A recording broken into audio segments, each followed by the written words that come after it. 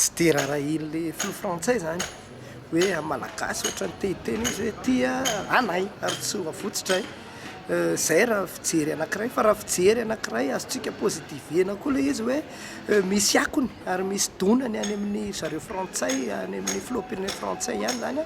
lay fitakiana atao ka tsy maintsy nampatsiahany reny izy hoe ici c'est la France zany hoe territoirenay ity fa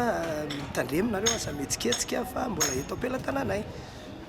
Zany hoe tsy nisy dika ave le fampirarana an'izay efa natao hatramin'izay sy le dikana rehetra efa natao hatramin'izay nataon'ny malagasy. Voalohany tadidio fa tsy ho amin'ny malagasy rery ihany nanambarany an'ireny fa reny matoa ny tenenina dia ho reny zao tontolo zao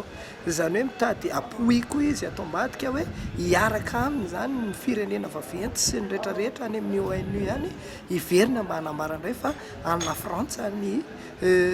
îles éparses ary efa tafiditra ao anatin'ilay hoe TAF. Raha enona tsara le kabary ny teneny sy le fanambarana nataony dia modiny resaka tontolo iainana izy hoe arovana sy ny mody ihany zany no tondrany an'le resaka hoe hoarovana faritra arovana sy ny rehetrarehetra dia fa ny tena zavatra hita zany dia aza midikiditra ty anareo fa misy anay ao inona moa ny apetraka ny frantsay ao ange tsy misy hoe tanàna tsy misy hoe olona fa miaramila no apetrany ao inona moa ny dika zay.